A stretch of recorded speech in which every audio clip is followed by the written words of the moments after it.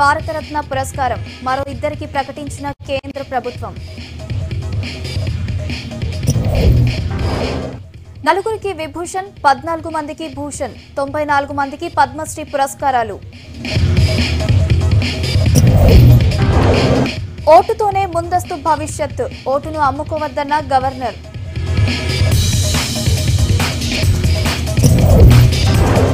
Metro rail ప్రాజెక్టులో మరో అడుగు, హైటెక్ సిటీ రూట్పై అధికారుల సంతృప్తి.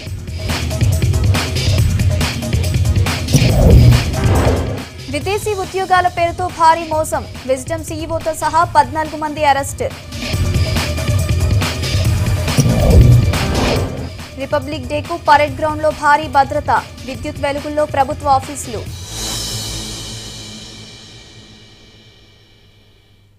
పద్మ అవార్డులను ప్రకటించింది కేంద్రం. మొత్తం 112 మందికి పురస్కారాలు ప్రకటించారు.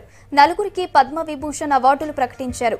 కళల రంగంలో ఛత్తీస్గఢ్ కు చెందిన తీజన్ బాయి, మహారాష్ట్రకు చెందిన వ్యాపారవేత్త అనిల్ కుమార్ మణిభాయ్ నాయక్, మహారాష్ట్రకు చెందిన నటుడు బల్వంత్ మోరేశ్వర్ పురందరే, విదేశీ విభాగంగా ఉస్మైల్ ఒమర్ గులేహ్లకు విభూషణ్ ఇవ్వనున్నారు. 14 మందికి పద్మభూషణ్ ఇస్తున్నారు. లోక్సభ మాజీ డిప్యూటీ స్పీకర్ కరియా ముండా, శాస్త్రవేత్త నంబి నారాయణ్, జర్నలిస్ట్ కుల్దీప్ నయ్యర్, లోక్సభ ఎంపీ హుకుందేవ్ నారాయణ్లకు పద్మభూషణ్ దక్కిన వారిలో ఉన్నారు. మలయాళ నటుడు మోహన్ లాల్ కు కూడా పద్మభూషణ్ వచ్చిన వారిలో ఉన్నారు. 94 మందికి పద్మశ్రీ ప్రకటించగా తెలంగాణ నుంచి ఫుట్బాల్ క్రీడాకారుడు సునీల్ ఛత్రి, సినిమా పాటల రచయిత సిరివెన్నెల సీతారామ శాస్త్రిలకు అవార్డు దక్కింది. ఆంధ్రప్రదేశ్ నుండి చెస్ క్రీడాకారిణి ద్రోణవల్లి హారిక, వ్యవసాయ రంగ నిపుణుడు ఎడ్లపల్లి వెంకటేశ్వరరావులకు పద్మశ్రీ దక్కింది. ప్రముఖ సినీ నటుల్లో ప్రభుదేవ, డ్రమ్స్ శివమణి, ఈ మధ్య మరణించిన బాలీవుడ్ నటుడు కాదర్ ఖాన్లకు కూడా పద్మశ్రీ ప్రకటించారు. Cricketer Gautam Gambhir, Shankar Mahadevan, table tennis ప్లేయర్లు శరత్ కమల్, బాలీవుడ్ నటుడు మనోజ్ బాజ్పాయ్, రెజ్లర్ బజరంగ్ పునియా, క్రీడాకారిణి వాంపేలా దేవికి కూడా పద్మశ్రీ వచ్చింది. డీటెయిల్స్ భరత్ ను అడిగి తెలుసుకుందాం. భరత్, చెప్పండి, పురస్కారాలు వచ్చిన వారిలో ప్రముఖులు ఎవరెవరున్నారు? భారత రత్నతో పాటు పద్మ అవార్డ్స్ కూడా కొద్దిసేపటి క్రితం కేంద్ర ప్రభుత్వం ప్రకటించింది. భారత రత్న మనందరికీ తెలిసిన ప్రణబ్ ముఖర్జీతో పాటు భూపేన్ హజారికా ముఖ్యులకు భారత రత్న అవార్డు ప్రకటించారు. దాని తర్వాత పద్మ సంబంధించి గతంలో ఎన్నడూ లేని విధంగా ఈసారి ఎన్నికల సంవత్సరం కాబట్టి చాలా పెద్ద సంఖ్యలో పద్మ అవార్డ్స్ ప్రకటించారు. ఎన్డీఏ ప్రభుత్వం వచ్చిన తర్వాత జనరల్ గా 50-60 మందికి ప్రతి సంవత్సరం పద్మశ్రీ అవార్డు ఇస్తుండేవాళ్ళు. అయితే ఈసారి దాదాపు 94 మందికి పద్మశ్రీ అవార్డు ప్రకటించారు. దాంతో పాటు నలుగురికి పద్మ విభూషణ్, దేశంలో 2వ అత్యున్నత పురస్కారం, 14 మందికి పద్మ భూషణ్ అవార్డు ప్రకటించారు. అయితే పద్మ అవార్డ్స్ వచ్చిన ప్రముఖుల్లో గనక మనం చూస్తే తెలంగాణ నుంచి ఇద్దరికి పద్మశ్రీ అవార్డు వచ్చింది. Sirivennela Seetharama Sastry, Sunil Chhetri Indian football team captain. Secunderabad లో అతను విద్యాభ్యాసం జరిగింది. సికింద్రాబాద్ లోనే ఫుట్బాల్ ఆడటం ప్రారంభించారు. సునీల్ ఛత్రి తండ్రి సికింద్రాబాద్ లో ఆర్మీ ఆఫీసర్ గా పనిచేశారు. ఫాదర్ మదర్ ఇద్దరు కూడా ఫుట్బాల్ ప్లేయర్స్ కావడం వల్ల వెంటనే ఆయన కూడా ఫుట్బాల్ ప్రారంభించి భారత కెప్టెన్ స్థాయికి ఎదిగారు సునీల్ ఛత్రి. సో సునీల్ ఛత్రికి తెలంగాణ కోటా నుంచి అవార్డు లభించింది. అదేవిధంగా సిరివెన్నెల సీతారామ శాస్త్రి ప్రముఖ గేయ రచయితకు కూడా తెలంగాణ నుంచి అవార్డు ఇస్తున్నట్టుగా కేంద్ర ప్రభుత్వం ప్రకటించింది. హైదరాబాద్ లోనే నివాసం ఉంటున్నారు. నిజానికి విశాఖ జిల్లాకు సంబంధించిన వ్యక్తి అయినప్పటికీ హైదరాబాద్ లో నివాసం ఉంటున్నారు కాబట్టి తెలంగాణ కోటాలో అవార్డు ఇస్తున్నట్టుగా కేంద్ర ప్రభుత్వం ప్రకటించింది. ఆంధ్రప్రదేశ్ నుంచి కూడా ఇద్దరికి అవార్డు ఇచ్చారు. ద్రోణవల్లి హారిక చెస్ ప్లేయర్, అదేవిధంగా రైతు నేస్తం మ్యాగజైన్ నడుపుతున్న వై వెంకటేశ్వరరావు కూడా పద్మశ్రీ అవార్డు ప్రకటించారు. ఇక ఇతర ప్రముఖులు చూస్తే గనక అంటే సినీ ప్రముఖులు కానీ క్రీడా ప్రముఖులు కానీ గౌతమ్ గంభీర్ ఇటీవలే క్రికెట్ కు రిటైర్మెంట్ ప్రకటించారు. ఇండియన్ ఓపెనర్ గా టెస్టుల్లో అటు వన్డేల్లో కూడా ఓపెనర్ గా కూడా గౌతమ్ గంభీర్ రాణించారు. గౌతమ్ గంభీర్ కు పద్మశ్రీ అవార్డు ఇచ్చారు. ఆయనతో పాటు ప్రభుదేవాకు కర్ణాటక నుంచి ప్రముఖ డాన్స్ మాస్టర్, సౌత్ ఇండియా అన్నిట్లో కూడా ఆయన ఎన్నో నృత్యాలు కంపోజ్ చేసిన సినీ ఫీల్డ్ కి సంబంధించిన వ్యక్తి. ప్రభుదేవకు కర్ణాటక కోటా నుంచి అవార్డు ఇచ్చారు. వాళ్ళతో పాటు మనోజ్ బాజ్పేయి ప్రముఖ భోజ్పురి నటుడు, బీజేపీ నేత, బీజేపీ ఢిల్లీ శాఖ అధ్యక్షుడిగా ఉన్నాడు మనోజ్ బాజ్పేయి. ఆయనతో పాటు డ్రమ్స్ శివమణి కూడా అవార్డు లభించింది. అదేవిధంగా కేరళ మలయాళ యాక్టర్ మోహన్ లాల్ కూడా పద్మ అవార్డు కేంద్ర ప్రభుత్వం ప్రకటించింది. సో ఓవరాల్ గా చూసుకుంటే దాదాపు 114 మందికి అవార్డ్స్ వచ్చాయి. పద్మశ్రీ, పద్మ విభూషణ్, పద్మ అవార్డ్స్ అన్ని కలిపితే కనుక. ఇంకా కొంతమంది స్పోర్ట్స్ ప్లేయర్ ఆచంట శరత్ కమల్ తెలుగు వ్యక్తే, అయితే తమిళనాడులో నివాసం ఉంటారు కాబట్టి తమిళనాడు కోట నుంచి table tennis player Achanta Sharath Kamal కూడా అవార్డు వచ్చింది. సో ఓవరాల్ గా పద్మ అవార్డ్స్ ఈ విధంగా ఉంటే భారత రత్న అవార్డ్స్ ఏదైతే 3 భారత రత్న అవార్డులు ఇచ్చారో అవి కొంచెం రాజకీయంగా ప్రకంపనలు సృష్టించాయి. ఎస్పెషల్లీ నానాజీ దేశ్ముఖ్, అదేవిధంగా భూపేన్ హజారికా వీళ్ళిద్దరి విషయంలో పెద్దగా సర్ప్రైజ్ సెలక్షన్ ఏం కాదు, కానీ ప్రణబ్ ముఖర్జీకి అవార్డు ఇచ్చి మోడీ ఒక మాస్టర్ స్ట్రోక్ కొట్టారని చెప్పొచ్చు. ఎందుకంటే కాంగ్రెస్ పార్టీకి సంబంధించిన వ్యక్తి అయినప్పటికీ మేము గౌరవిస్తున్నాం. కాంగ్రెస్ పార్టీ సరైన గుర్తింపు ఆయనకు ఇవ్వలేదు, బట్ మేము ఇచ్చామన్న మెసేజ్ పంపించేందుకు మోడీ అవార్డు ఇచ్చినట్లుగా మనకు స్పష్టంగా అర్థమవుతుంది. ఎన్నికల ఏడాదిలో ఎస్పెషల్లీ బెంగాలీలను తర్వాత ఇతరులను కూడా ఆకట్టుకునేందుకు. అయితే ప్రణబ్ ముఖర్జీ కంట్రిబ్యూషన్ ను, దేశానికి ఆయన చేసిన సేవల్ని మనం ఎట్టి పరిస్థితిలో ఆయన భారతరత్నకు అన్ని విధాల అర్హుడు. 45 సంవత్సరాలు పార్లమెంటేరియన్ గా, కేంద్ర మంత్రిగా, ప్రతిపక్ష నేతగా ఉన్న తర్వాత ఆయన చేసిన రోల్, దేశానికి చేసిన సేవలు అయితే డెఫినెట్ గా మర్చిపోలేరు. రాష్ట్రపతిగా కూడా ఉన్నారు. అయితే కాంగ్రెస్ పార్టీ కూడా దీన్ని స్వాగతించింది. కొద్దిసేపటి క్రితం రాహుల్ గాంధీ ట్విట్టర్ లో ట్వీట్ చేశారు, ప్రణబ్ ముఖర్జీ ఏదైతే ఆయన దేశానికి సేవ చేశారో ఆయన ఈ అవార్డుకు అన్ని విధాల అర్హుడని కూడా చెప్పారు. అయితే గత సంవత్సరం ఆయన ఆర్ఎస్ఎస్ హెడ్ క్వార్టర్ నాగ్పూర్ వెళ్లి ఆర్ఎస్ఎస్ సమావేశంలో పాల్గొని ఉద్దేశించి ప్రసంగించారు కూడా. దాని పట్ల కొంత అసంతృప్తి వ్యక్తమైంది కాంగ్రెస్ పార్టీలో. సో ఆర్ఎస్ఎస్ కూడా యాక్సెప్టబుల్ ప్రణబ్ ముఖర్జీ. కాబట్టి ఒక విధంగా చెప్పాలంటే అటు ఆర్ఎస్ఎస్ ఇటు కాంగ్రెస్ పార్టీకి సంబంధించిన వ్యక్తి అయినా సరే ఆయన ప్రధానమంత్రికి పదవికి అర్హుడు. ప్రణబ్ ముఖర్జీని ప్రధానమంత్రి చేయలేదు అని గతంలో మోడీ అనేక సార్లు బహిరంగంగా వ్యాఖ్యానించారు. ఈ నేపథ్యంలో ఒక సర్ప్రైజ్ సెలక్షన్ గా, ఒక మాస్టర్ స్ట్రోక్ గా ప్రణబ్ ముఖర్జీకి భారతరత్న ఇవ్వడం మనం అనుకోవచ్చు. దానికి ప్రణబ్ ముఖర్జీ కూడా రెస్పాండ్ అయ్యారు ట్విట్టర్ లో. ప్రణబ్ ముఖర్జీ నేను ఈ అవార్డును అత్యంత బాధ్యతతో స్వీకరిస్తున్నాను. అయితే దేశానికి నేను ఇచ్చిన దానికంటే దేశం నాకు ఇచ్చింది ఎక్కువ అని నేను భావిస్తున్నాను. నేను దేశానికి ఇచ్చిన దానికంటే దేశమే నాకు ఎక్కువ ఇచ్చిందని ఆయన ట్విట్టర్ లో ప్రణబ్ ముఖర్జీ రియాక్ట్ అయ్యారు. దాంతో పాటు Nanaji Deshmukh RSS ideology, RSS సంబంధించిన సిద్ధాంతకర్త, ఆర్ఎస్ఎస్ వ్యవస్థాపకుడు హెడ్గే వారితో కూడా పనిచేసిన వ్యక్తి, ఆయనకు భారతరత్న ఇచ్చారు. దాంతో పాటు భూపేన్ హజారికా అస్సామీ, బెంగాలీ తర్వాత హిందీ గీతాలు ఎన్నో రచించారు, ఎన్నో మ్యూజిక్ కూడా కంపోజ్ చేశారు. ఆయన కూడా భారతీయ జనతా పార్టీ తరఫున కంటెస్ట్ చేసిన వ్యక్తి. సో నానాజీ దేశ్ముఖ్, భూపేన్ హజారికా ఇద్దరు కూడా బీజేపీకి సంబంధించిన బ్యాక్గ్రౌండ్. జనరల్ గా ఎవరు అధికారంలో ఉంటే వాళ్ళ సింపథైజర్స్ కి అవార్డు ఇవ్వడం అన్నది కామన్ గానే వస్తుంది. అయితే ప్రణబ్ ముఖర్జీ ఒకటి సర్ప్రైజ్ చాయిస్. తెలంగాణ, ఆంధ్రప్రదేశ్ నుంచి ఈసారి పెద్దగా అవార్డు రాలేదని చెప్పాలి. కేవలం 2 అవార్డ్స్ మాత్రమే వచ్చాయి. గతంలో లాస్ట్ ఇయర్ తెలంగాణకు ఒక అవార్డు కూడా రాలేదు. అంతకుముందు ఇయర్ 6 తెలంగాణ వ్యక్తులకు ఇచ్చారు. సో మొత్తానికి ఇది జాతీయ అవార్డ్స్ కాబట్టి ఏ రాష్ట్రాల వారిగా చూడకుండా కొంచెం రిప్రజెంటేషన్ తెలంగాణ, ఆంధ్రప్రదేశ్ నుంచి అయితే తక్కువ ఉందనే చెప్పాల్సి ఉంటుంది.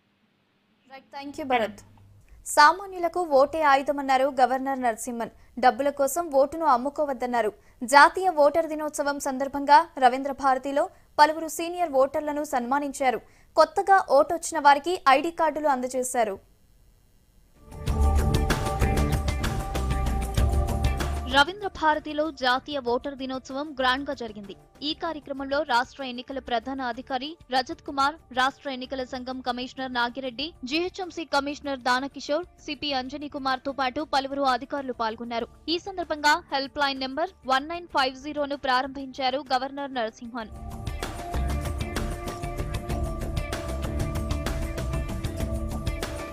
ప్రతి ఒక్కరూ ఓటేస్తేనే వైఫల్యాలపై ప్రభుత్వాన్ని ప్రశ్నించే అధికారం ఉంటుందన్నారు గవర్నర్ నరసింహన్. రవీంద్ర భారతిలో జరిగిన జాతీయ ఓటర్ల దినోత్సవంలో పాల్గొన్నారు.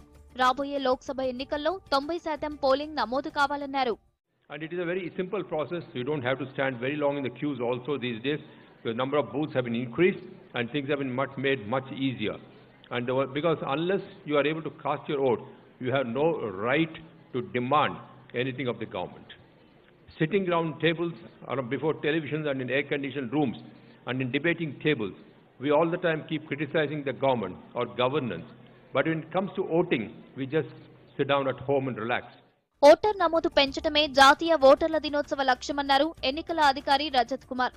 ఇటీవల జరిగిన శాసనసభ ఎన్నికల్లో 73.4% పోలింగ్ నమోదైందని తెలిపారు. ఎన్నికల్లో ఎలాంటి హింస, రీపోలింగ్ జరగలేదన్నారు. ప్రపంచంలో ఏ రంగంలోనైనా భారత్ టాప్ 10లో ఉందన్నారు నాగిరెడ్డి. పంచాయతీ తొలి విడత ఎన్నికల్లో 90% పోలింగ్ నమోదైందని చెప్పారు. This day is being also celebrated across the 34,603 polling stations in the state, in the entire state of Telangana. I wish to inform that the first general elections to the Telangana State Assembly were conducted in fair and peaceful manner in December 2018. The polling percentage at 73.4% was the highest ever recorded in the state.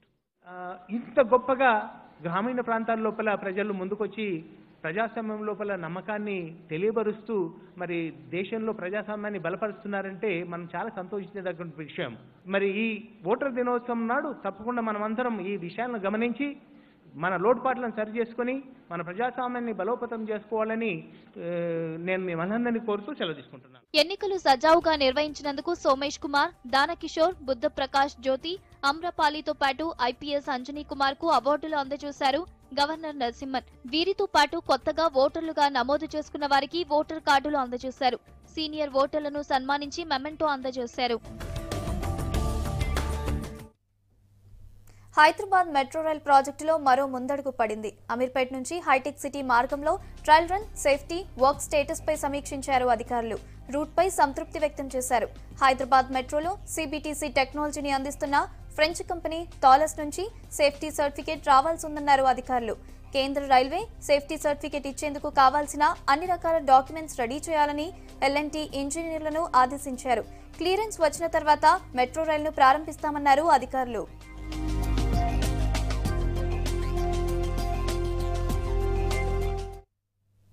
Old సిటీలో GHMC అధికారులతో కలిసి అభివృద్ధి పనులను పరిశీలించారు MP Asaduddin Owaisi. Charminar zonal పరిధిలో జరుగుతున్న అభివృద్ధి పనులను చూశారు. 40 కోట్లతో మీరాలం ట్యాంక్ అభివృద్ధి పనులు జరుగుతుండగా అదనంగా మరో 40 కోట్లు కేటాయిస్తామన్నారు. 132 కోట్లతో నిర్మాణమవుతున్న బౌద్ధర్పుర ఫ్లైఓవర్ పనులు పరిశీలించారు. ఆరంగర్ నుంచి జూ పార్క్ వరకు నిర్మించే ఎలివేటెడ్ కారిడార్ వచ్చే జూన్ వరకు పూర్తి చేయాలని ఆదేశించారు. ఆరంగర్ పక్కనే ఉన్న భూ ఆక్రమణలు తొలగించి పార్క్లో గ్రీనరీ వర్క్ చేపట్టాలని సూచించారు. శాస్త్రీపురం దగ్గర ఆర్ఓబీ నిర్మాణం, జియాగూడ స్లాటర్ హౌస్ పనులు వేగంగా పూర్తి చేసి అందుబాటులోకి తేవాలని నిర్ణయించారు అధికారులు.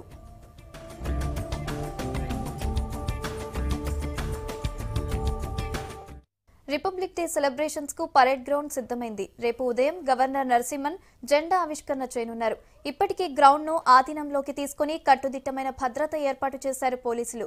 ఉగ్రదాడులు జరిగే అవకాశం ఉందన్న ఇంటెలిజెన్స్ సమాచారంతో సిటీలో హై అలర్ట్ ప్రకటించారు.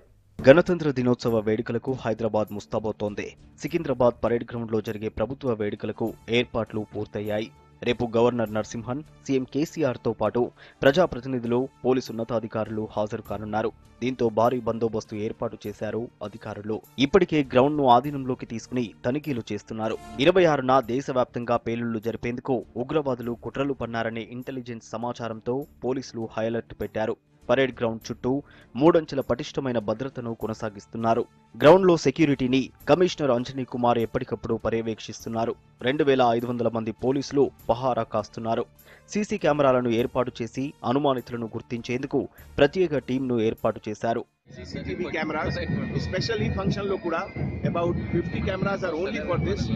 Lekpote mana city police lo north zone lo more than 10,000 cameras are there under Nenu Saitam covering the entire approach area. Shamshabad విమానాశ్రయంలోనూ హై అలర్ట్ ప్రకటించారు అధికారులు. ముమ్మర తనిఖీలు చేస్తున్నారు. ప్రతి ఒక్కరిని క్షుణ్ణంగా పరిశీలించిన తర్వాతే లోపలికి అనుమతిస్తున్నారు. Railway stations, bus stations, shopping malls, cinema theatres తో పాటు రద్దీగా ఉండే ప్రాంతాల్లో ముమ్మరంగా తనిఖీలు చేస్తున్నారు. అనుమానితులు ఎవరైనా కనిపిస్తే సమాచారం ఇవ్వాలని కోరుతున్నారు పోలీసులు. సిటీ పోలీస్ తరఫు నుంచి almost 2500 officers will be deployed for this entire bandobast. Special arrangement from traffic police, particularly signages, parking facilities, movement of carcade, common public kosam movement of buses, public transport, ఇవన్నీ arrangement జరిగింది. Secunderabad parade ground పరిసరాల్లో traffic ఆంక్షలు విధించారు పోలీసులు. సికింద్రాబాద్లోని సర్దార్ పటేల్ రోడ్లోని central telegraph office నుంచి YMCA చౌరస్తా మధ్య ఉదయం 7 గంటల నుంచి 11 గంటల వరకు వన్ వే అమల్లో ఉంటుందని తెలిపారు. బేగంపేట వైపు నుంచి వచ్చే వాహనాలు ఫ్లైఓవర్ కింద నుంచి పారడైజ్, బాలంరాయ్ మీదుగా పరేడ్ గ్రౌండ్ కి రావచ్చన్నారు. సికింద్రాబాద్ క్లబిన్ గేట్ వైపు నుంచి SBH చౌరస్తా వైపు వాహనాలకు అనుమతి లేదన్నారు. ఇక్కడి నుంచే వాహనదారులు YMCA క్రాస్ రోడ్స్ లేదంటే టివోలీ చౌరస్తా మీదుగా వెళ్లాలన్నారు. గణతంత్ర దినోత్సవం సందర్భంగా త్రివిధ దళాలు పరేడ్ చేయనున్నాయి. దీనికి సంబంధించి ఇప్పటికే రిహార్సల్స్ చేస్తున్నాయి. పరేడ్ గ్రౌండ్స్ లో త్రివిధ దళాలతో పాటు NCC, పోలీస్, SPF పోలీసుల పరేడ్ సెంట్రల్ ఆఫ్ అట్రాక్షన్ గా ఉండబోతోంది. కంటి చూపు లేకపోయినా వాళ్ళు కలలు రాణిస్తున్నారు. తాము ఎవరికీ తీసిపోమంటూ పెయింటింగ్ వేస్తున్నారు. బ్లైండ్ ఆర్ట్ లో అద్భుత చిత్రాలు గీస్తూ ఔరా అనిపిస్తున్నారు. బ్రైలీ లిపితో చిత్రాలకు జీవం పోస్తున్న సోజ్ ఫౌండేషన్ లోని బ్లైండ్ స్టూడెంట్స్ పై స్పెషల్ స్టోరీ. ఇది రంగారెడ్డి జిల్లా ఇబ్రహీంపట్నం దగ్గరలోని షేర్గూడలో ఉన్న సోచ్ ఫౌండేషన్. ఇందులో 70 మంది బ్లైండ్ స్టూడెంట్స్ ఆశ్రయం పొందుతున్నారు. ఓవైపు చదువుకుంటూనే పలు రంగాల్లో ప్రతిభ కనబరుస్తున్నారు. అయితే వీరు చదువుకుంటున్న బ్రెయిలీ లిపిలోనే చిత్రాలకు జీవం పోస్తున్నారు. ప్రపంచ పటం, తెలంగాణ మ్యాప్, తెలంగాణ కళాతోరణం వంటి ఎన్నో బొమ్మలు గీస్తూ అందరినీ ఆశ్చర్యానికి గురి చేస్తున్నారు.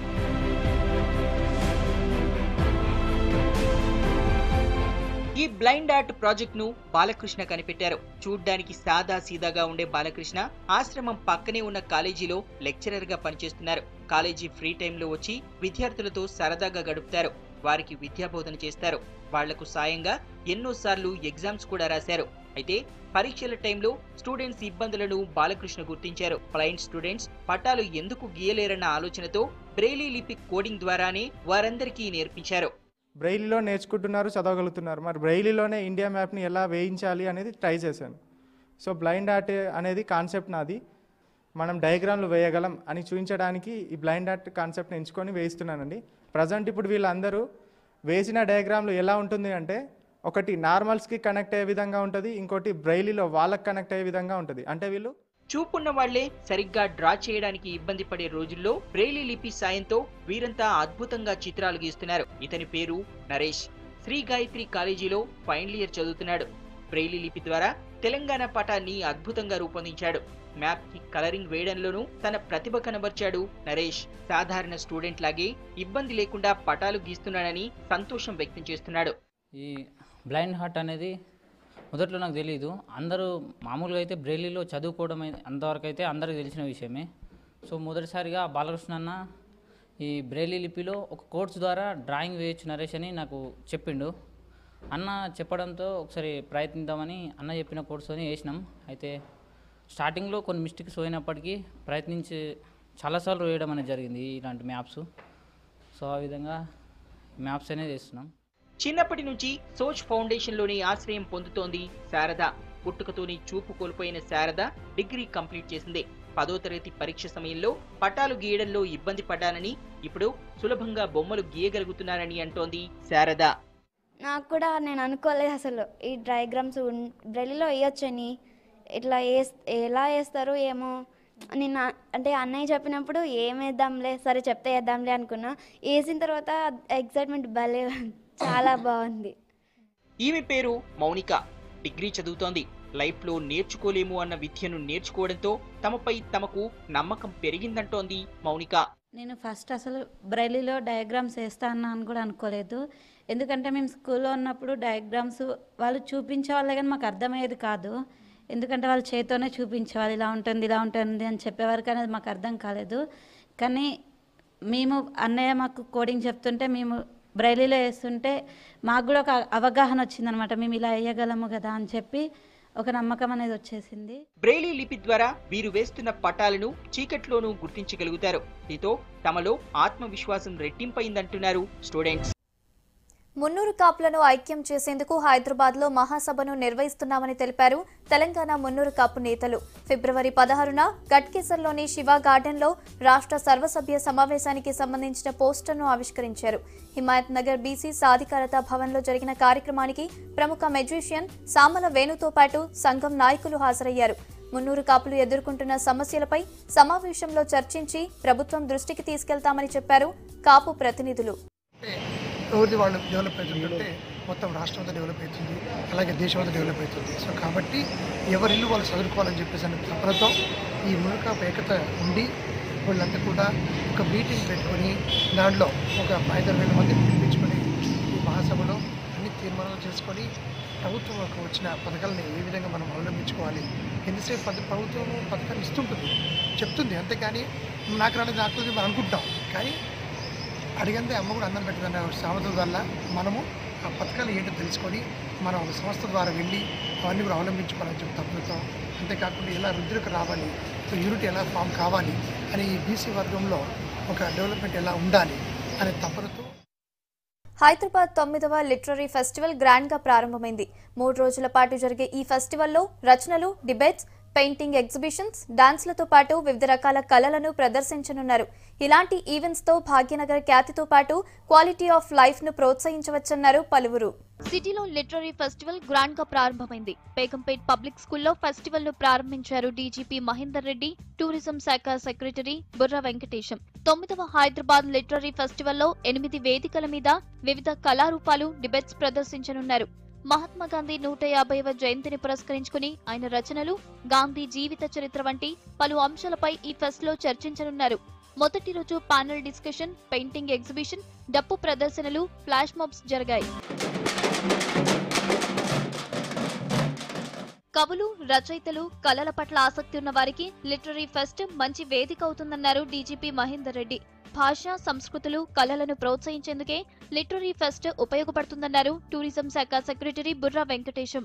Human beings from all other living beings, the evolution of the society over the generations is documented, understood, appreciated and passed on from one generation to the other through this medium. In fact, all facets of human life, they are connected one way or the other to the literary activities. The ocean of literature that is created by luminaries from across the globe over the years and centuries. Hyderabad literary ఫెస్టివల్లో ఉన్నాం. 9వసారి జరగడం, ఈసారి guest నేషన్గా China రావడం, మళ్ళీ గుజరాతీ లాంగ్వేజ్ని ఫోకస్గా పెట్టుకోవడం జరిగింది. అంటే హైదరాబాద్లో ఉండే ఈ వివిధ భాషలు, వివిధ రాష్ట్రాలకు సంబంధించిన వ్యక్తులంతా కుదిరొచ్చి మరి లిటరరీ ట్రెడిషన్స్, లిటరరీ మీద దృష్టి పెట్టడానికి ఇది ఒక ఫెస్టివల్ బాగా పనికొస్తుంది. ఈ ఫెస్టివల్లో దాదాపు 200 మంది భాషా పండితులు, రచయితలు, కవులు, కళాకారులు పాల్గొననున్నట్టు ఫెస్ట్ నిర్వాహకులు తెలిపారు. ఈసారి కొత్తగా కావ్యధార కాన్సెప్ట్ తో 12 గంటలు నాన్ స్టాప్ గా పోయిట్రీపై డిస్కషన్స్, స్క్రీనింగ్ చేస్తున్నట్టు చెప్పారు. లిటరరీ అంటే కేవలం పుస్తకాలు చదవటం, రాయటం కాదని యువతలో దాగి ఉన్న కళలను బయటకు తీయటమన్నారు. ఈ ఫెస్ట్ లో paintings, work shops, short film, music, dance ప్రదర్శనలు ఉంటాయన్నారు.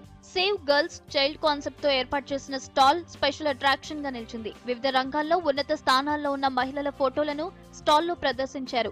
ఆడపిల్లల భ్రూణ హత్యలను అడ్డుకోవాలని, జెండర్ ఈక్వాలిటీపై అవగాహన పెంచాలనే కాన్సెప్ట్ తో ఈ స్టాల్ ఏర్పాటు చేశామన్నారు.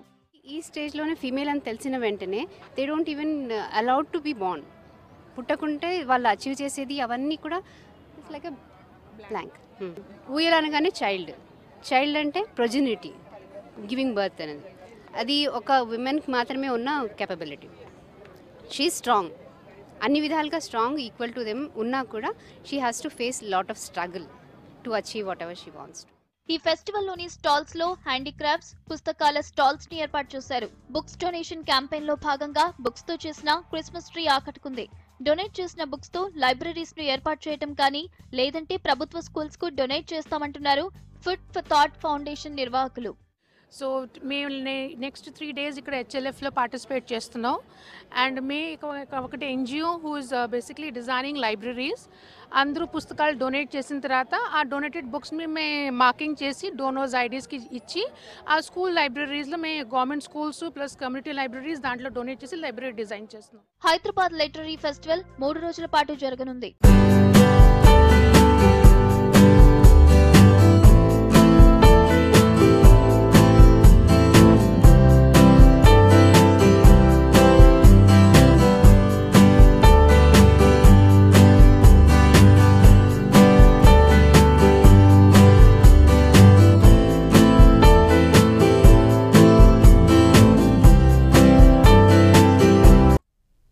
సమాజంలో మహిళల పట్ల జరుగుతున్న దాడులపై బాలల హక్కుల సంఘం ఉమెన్ ప్రొటెక్షన్ సెల్ పోలీస్ ఆధ్వర్యంలో షార్ట్ ఫిల్మ్ కాంటెస్ట్ నిర్వహించారు.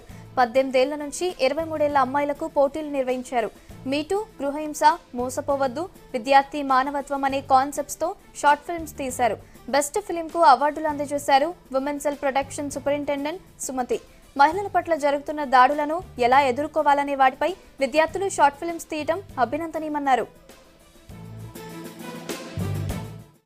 నా పేరు సుమతి. నేను ఇప్పుడు superintendent of police, women safety and women protection cell, crime investigation department, Telangana state. Almost 3 years నేను నార్త్ జోన్ డీసీపీగా పనిచేస్తున్నాను. ఆఫ్ కోర్స్ అంతకంటే ముందు పోస్టింగ్స్ ఇక్కడ అవసరం లేదు కాబట్టి చాలా సింపుల్ వేలో ఐడియాని చాలా బ్యూటిఫుల్గా ప్రజెంట్ చేశారు. First of all congratulations from our side to all of you. వాళ్ళ చుట్టూ ఉన్న సమస్యలను ఏ కోణంలోంచి చూస్తున్నారు, వాళ్ళలో పాజిటివిటీ ఎంత ఉంది అన్నది తెలుసుకోవడానికి ఫిల్మ్ కంటే మించిన మాధ్యమం ఇంకొకటి లేదు. ఇవి హమారా హైదరాబాద్ అప్డేట్స్. కీప్ వాచింగ్ విజిక్స్ న్యూస్.